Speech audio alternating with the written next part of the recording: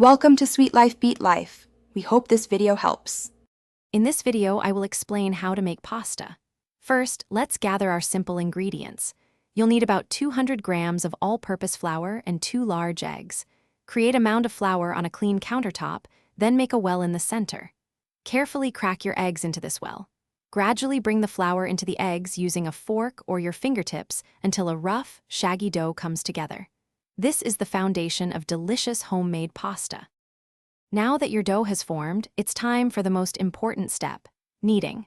Push and fold the dough for about 8 to 10 minutes. You'll feel it transform from sticky to smooth and elastic under your hands. Once it reaches this perfect consistency, wrap the dough tightly in plastic wrap. This prevents it from drying out.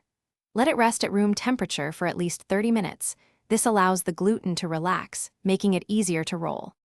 After resting, your dough is ready to be rolled. Divide the dough into 4 manageable portions. Take one portion and flatten it slightly before feeding it through a pasta machine, or roll it by hand with a rolling pin. Aim for a thickness of about 1.5 millimeters, or as thin as you can get it without tearing. Once rolled, you can cut your pasta into various shapes, like classic fettuccine or wide tagliatelle, using a pasta cutter or a sharp knife. Finally, it's time to cook your beautiful fresh pasta.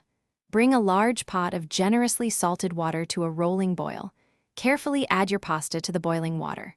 Fresh pasta cooks much faster than dried, so it will only need about 2 to 4 minutes, or until it's perfectly al dente.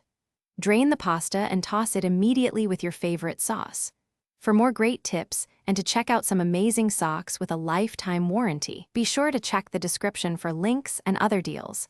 Enjoy your delicious homemade meal. Thanks for watching. Consider subscribing if we helped you.